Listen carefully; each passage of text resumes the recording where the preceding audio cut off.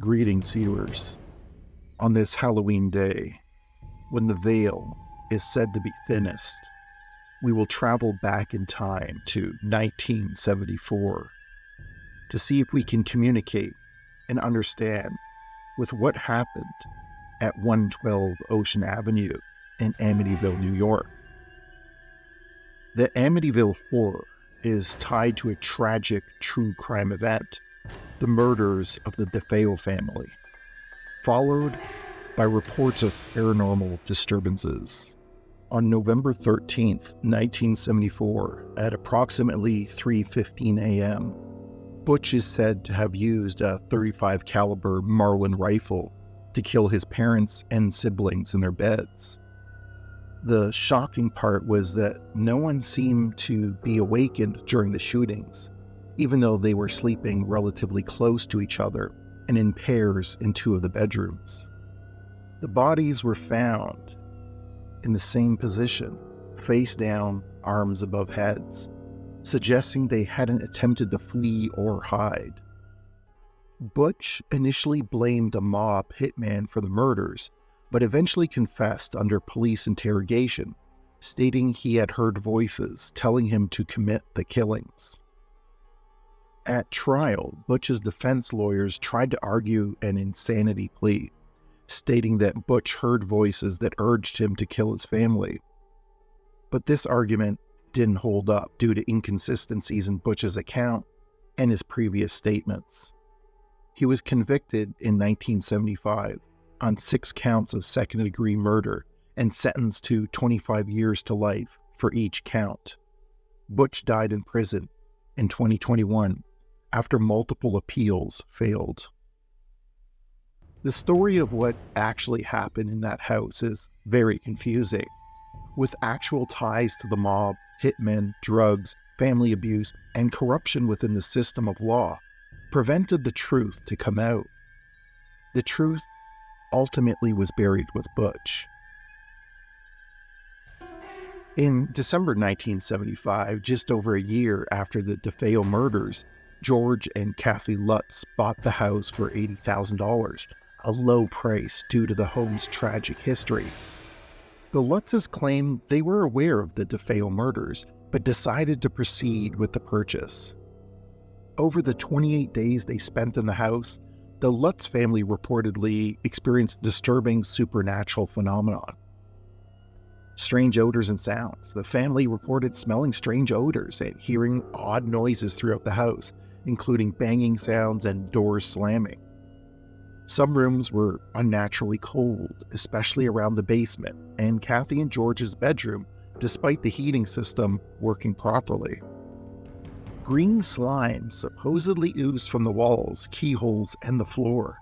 George Lutz claimed that he and Kathy would wipe it away only to find it returning the next day. Kathy reported felt a strange presence and developed red welts on her body. George would wake up every night at around 3:15 a.m., the approximate time of the DeFeo murders, feeling disturbed and anxious. The family reported seeing a demonic creature with red eyes outside a window, resembling a large pig or animal. They nicknamed it Jody, and George once claimed he saw it in a photo. The Lutzes were Catholic, and they claimed that crucifixes in the house would turn upside down or fall off the wall. In an attempt to cleanse the home, George and Kathy even invited a Catholic priest over to bless the house. The priest reportedly heard a deep voice telling him to get out, and suffered from a fever and blisters on his hands afterwards. After 28 days, the Lutz family fled the house, leaving many of their belongings behind. They claimed the supernatural experiences had become unbearable.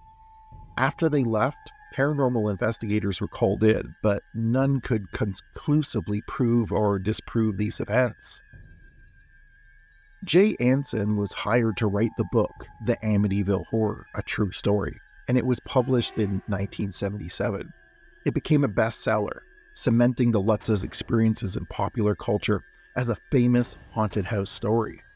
However, critics argue that much of the story was exaggerated or entirely fabricated, as the book contains detailed descriptions of supernatural occurrences that the Lutzes had never personally witnessed or experienced.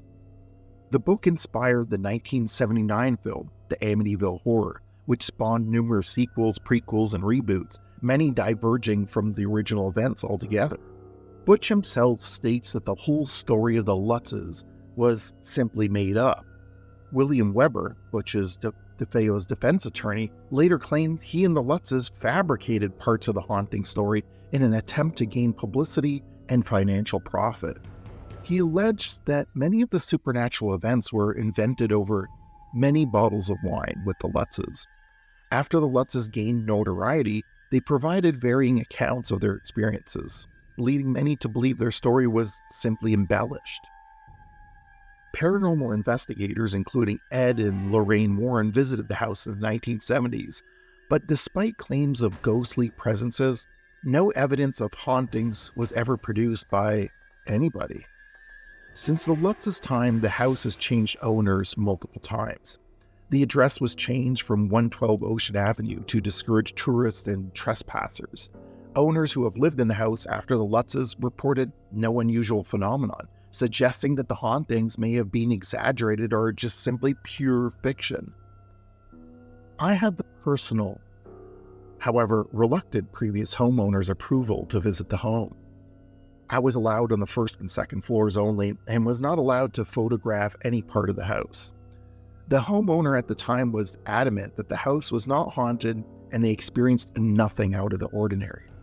I was ushered through the house, and even though it felt absolutely surreal to be there in person, I felt nothing evil residing in the house, nor the presence of any haunting or even ghostly activity. I learned later that this homeowner had sold the house and that they knew occupants shared the same sentiment. While the Amityville house is arguably one of the most famous alleged haunted locations, much of the horror story is contested. The DeFeo murders are indisputable, and Ronald DeFeo Jr.'s heinous actions form the factual basis of the tragedy. However, the haunting claims are speculative, with many believing that the Lutz's story was amplified or fabricated for fame and profit. Regardless of the truth, the Amityville Horror remains a cultural phenomenon, leaving a significant impact on horror literature and media. Today, we are going to gather our intuitive senses to see if we can understand what happened in the Amityville home. I will be using a tarot card deck. I've been studying the tarot deck for many years, learning from my mom, who has used them for over 50 years now. Let's begin. In order to see if we can connect to the DeFeo family, we are using conduits of sorts. I have in my possession, on loan, a ring from one of the victims. This will help us in this physical realm to connect to them in spirit. You may see me playing with this ring, touching this ring, wearing this ring, as I try to connect to them spiritually.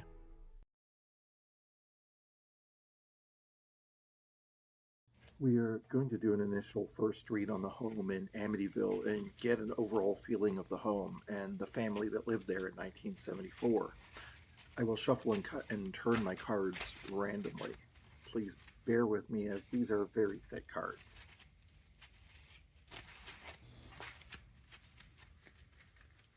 I am going to cut the cards at the top of the deck into two, and we will try to feel out which one we should be using. But as I begin, you will hear something right before I breathe in and say, so this one.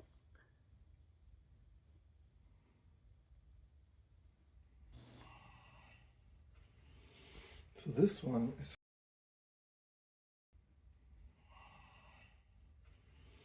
So this one is. So this one is.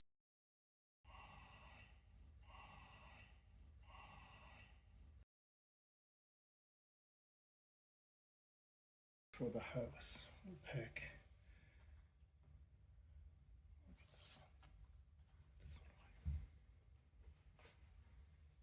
So this is what is going on in the house.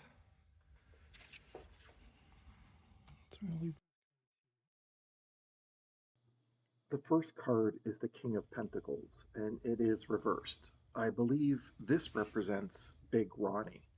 Even though there is cash flow. He is feeling pressured and his finances may be upside down. The next card is the Seven of Swords, and it is also reversed and associated with the father. This represents a turning point for him. The house was a new start for him to be better. And remember, he had high hopes. The father is represented here and is connected to the Seven of Swords. So let's see how things play out when we look at their ambitions and intentions. The next card is the Five of Swords, and this is big Ronald DeFeo's intentions during that time. This is a conflict card or an argument card. It appears he wanted to argue and fight, and this made him superior to others. It is also connected to the Seven of Swords, and perhaps he wished he could change, but is falling into the same habits. Here is the Queen of Wands reversed. Big Ronald is conflicted and is losing control. His children are getting older, and his control of them is fading. His respect is gone, and he is losing his self respect as well.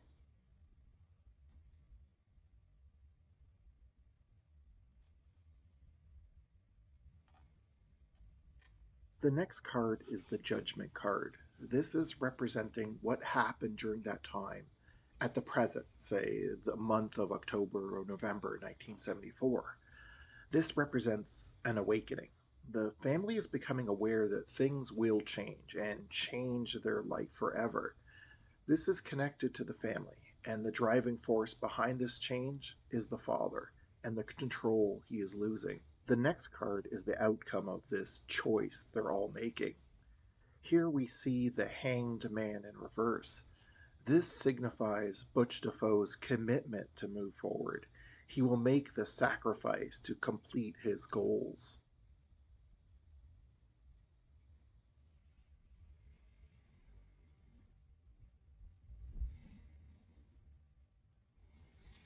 The next card is the Queen of Swords, representing a bitterness Butch had, the cold heartedness that was swelling inside him.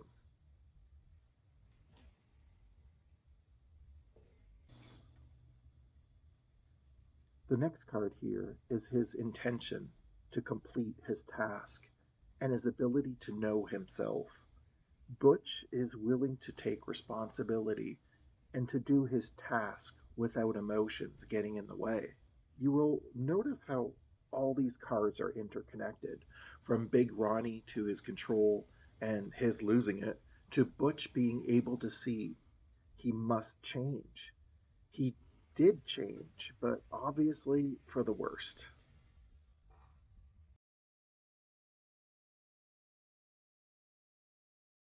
The next reading is for Butch DeFeo specifically. I will once again shuffle the cards, cut the cards, etc.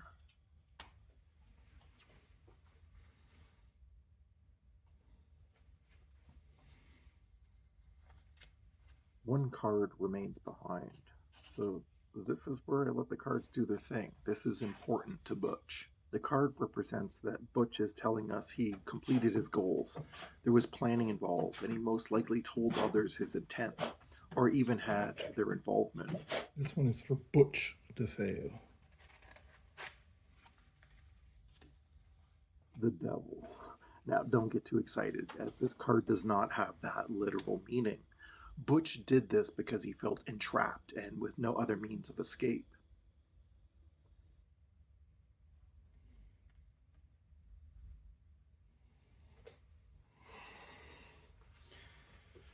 Now we gotta figure out why Butch DeFeo is doing what he's doing. We also have death upside down. It's like a rebirth. He wants to start over again. You're gonna go with the devil and the death. Doesn't mean too much. Let's figure out something else. What do we have here? Justice. It's upside down. Butch did not get the justice he thought he was gonna get.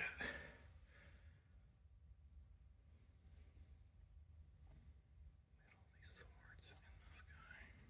This Ten of Swords represents a major disaster. He misused his intent, and this is the outcome.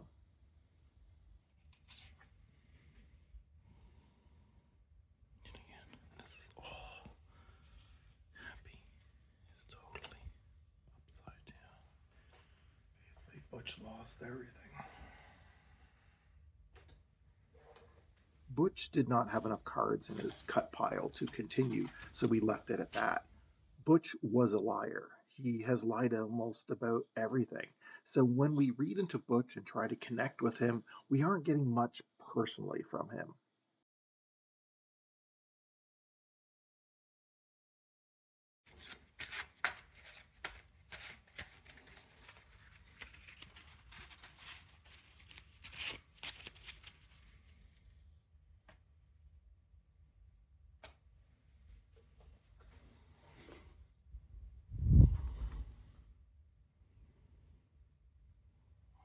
Big Ronnie DeFeo, 1974.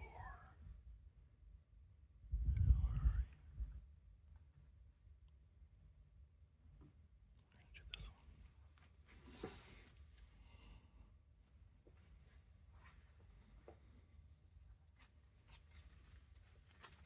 So Big Ronnie DeFeo. We have him prancing around, not showing off, even though he has that big house. The tower, he wants to build this, but it's absolutely falling apart. His whole house is falling apart.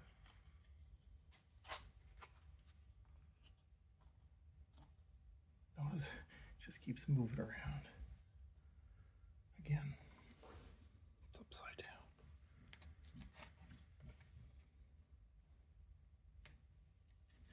We got him.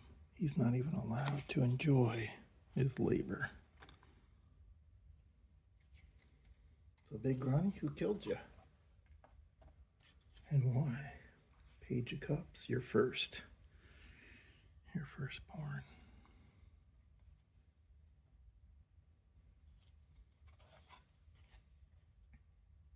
Was he connected? Page of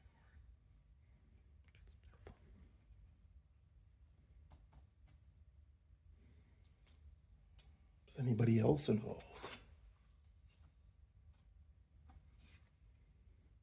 Someone who's really good at the craft lost out. And we also have death upside down. Person probably didn't know they were going to die. So there's Big Ronnie. Let's get these guys up, mix them back in the deck. When asked if anyone else was involved, I don't think Big Ronnie DeFeo saw anyone other than Butch, according to the cards. He was just concerned with his finances and his death. That was his worry. His control over everything fell apart that night, and he knew it.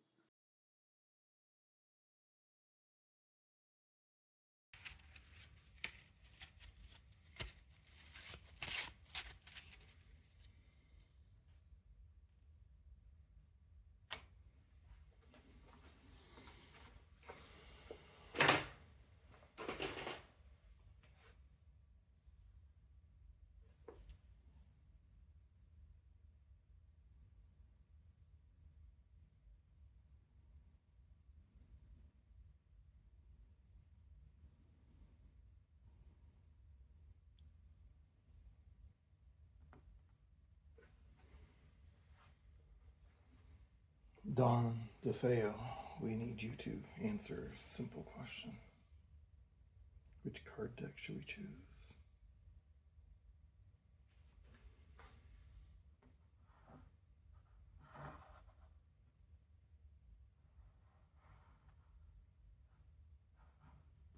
Which one?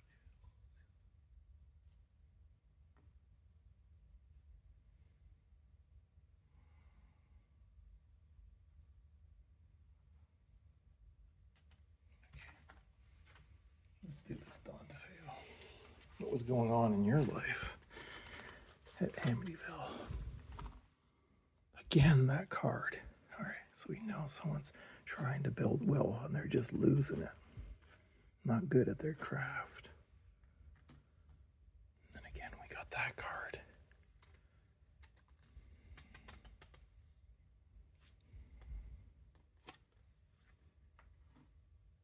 Page of Cups. Again, Butch is here.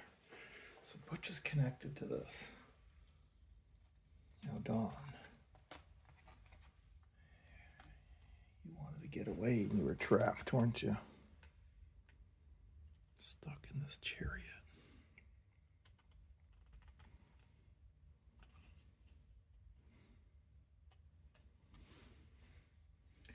Who killed you?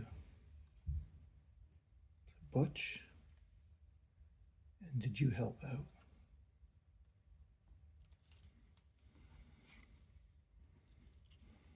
The wealth growing.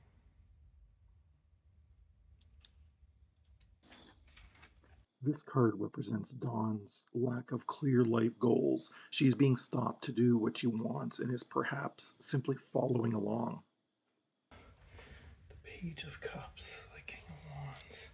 Now we need to know who helped you. Did you commit these murders with Ronnie, Butch DeFeo? This card tells us she wanted to find her own voice and her own way. It also means she wanted to follow her instincts. She wanted to start a fresh life. Maybe she had the intentions but did not commit on what was about to happen. But let's find out. And now we're going to figure out if you did it. Our last three cards are going to determine if you did this. Let's shuffle them up. Because you got your life here. We're going to place these right here.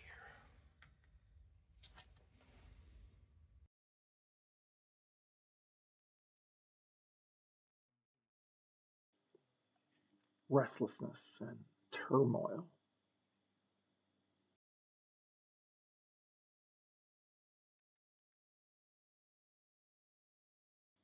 This is a planning card. Dawn planned on moving forward.